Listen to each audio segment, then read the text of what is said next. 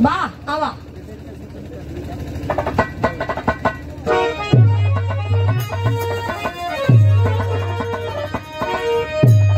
जियो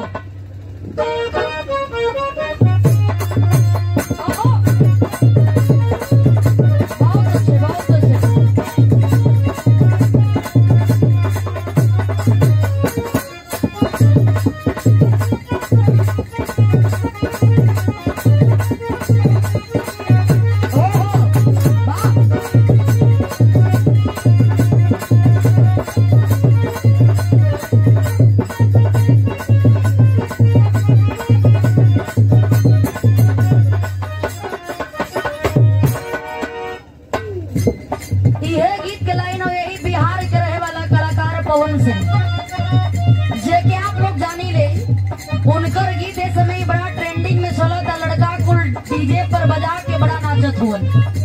देखा ही कोनो दुल्हन अपना सैया से करे रहल के जे मेहरारू के छोड़ के जब मर्द लोग बहरा कमाए जाए तो मेहरारू अलग अलग तरीका से जतरा बनावे के काम करे। पहले का गीत रहल की फेंक देनी थरिया बलम गए झरिया पहुँचले की ना।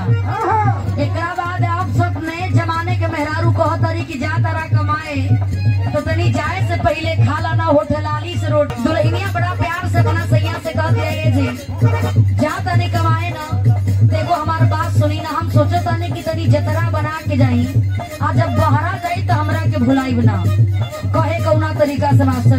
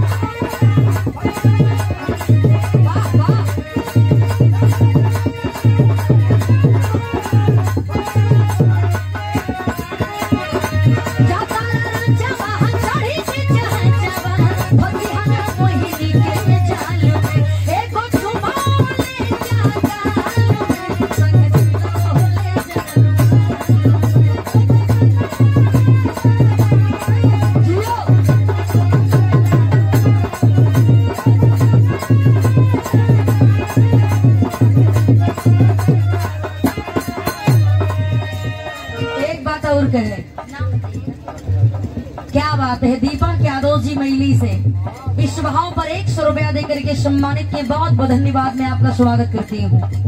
एक बात और कह दिया का अचरा पे हमरा तू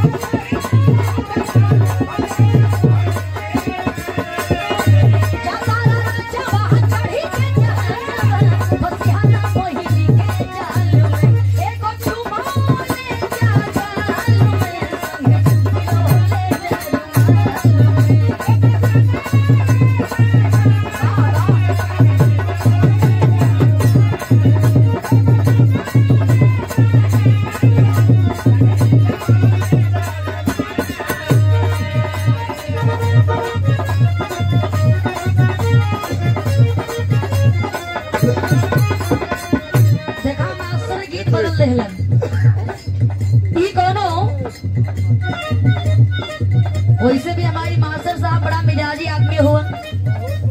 कहियो कहियो मिजाज बनइहन जब बिहार और चढ़ियन तब कि जब पहाड़ के घाटी और आवला दिन कर दिमाग डबल काम करेला।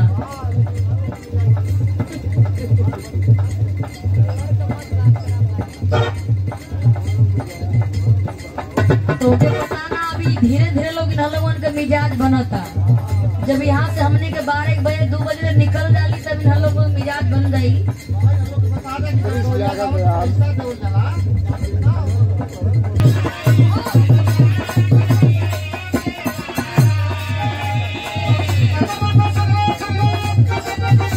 ओहो 12 भोजपुरी 12 जादव जी लोग बड़ा प्यार से बैठल हुवन। देखा ही भोजपुरी होला का गीत के माध्यम से बता रहल बानी। ई कौनो दुल्ही कहले रहल ससुरा में गई कुल कहे लगलिन कि कम से कम तोके पढ़ाई लिखाई कर लेवे के चाहिए।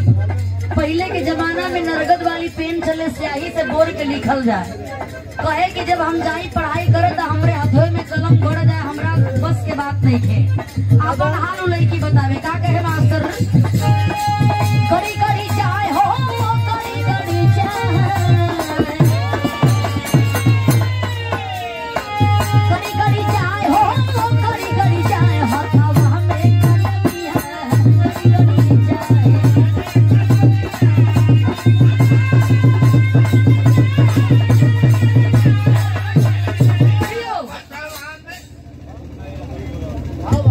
क्या बात है। इस भाव पर 500 रुपया दे करके सम्मान किया गया मुन्ना यादव जी को दौड़ी से। क्या बात है, बड़े सम्मान से शेर का करेजा लेकर के हमारे बीच बैठे हैं। बहुत बहुत धन्यवाद। मैं आपका स्वागत सम्मान करती हूँ। गीत संगीत के जे समझेला हुए पैसा देला। 12 यादव जी बैठे हमारे बीच में, बहुत बड़ा आपका कलेजा है। बहुत बहुत धन्यवाद। ये कहेगा कड़ी कड़ी चाय हो कड़ी कड़ी चाय हथवा में कड़ी कड़ी चाय।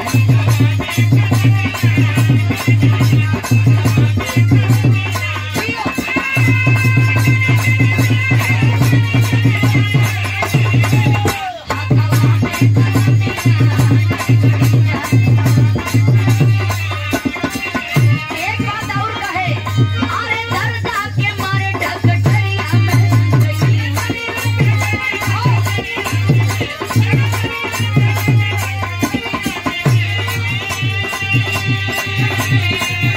अरे दर्द के मारे डकटरिया में गई। डकटर से लड़ी है लड़ी जाए।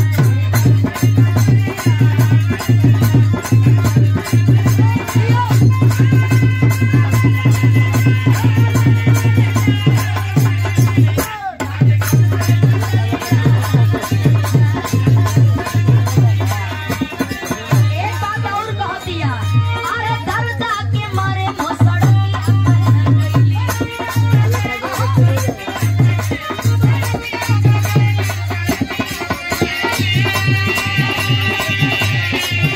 अरे दर्द के मारे मसड़किया में गई। ड्राइवर से नजरिया लड़ी जाए।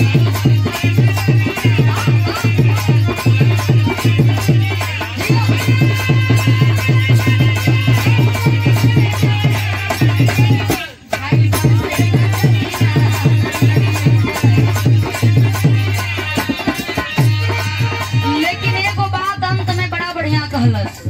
का कहलस दर्द के मारे बसे जरिया कह गई।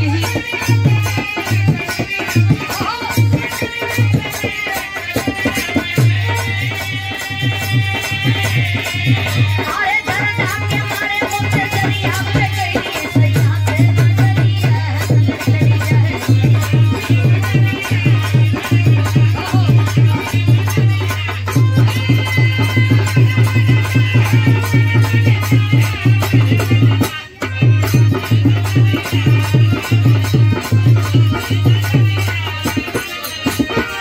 लेकिन ये गीत लोगों का बड़ा फेवरेट गीत बा। बड़े शानदार से हमारे बीच आप लोग बैठे हैं। देखा ही कोनो दुल्हन अपन फीलिंग बता रहल बे ससुरा का हाल। का कहे